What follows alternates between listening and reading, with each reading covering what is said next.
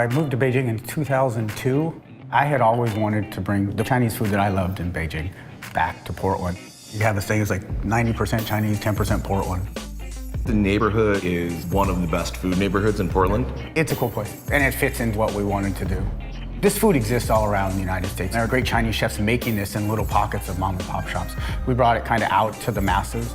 Today we're going to be making a lazi ji, which is a wok-fried spicy chicken dish. The lazi chicken is marinated in Shaoxing wine, soy sauce, and a little bit of potato starch. We leave it overnight just to set in the marinade. We wok fry it, and then it's tossed in a blazing hot wok with a bunch of chilies, garlic, ginger, Sichuan peppercorns, and some scallions and cilantro. Very simple dish, but flavor-wise, there's a lot of complexity to it. The lazi ji from Danwei Canteen.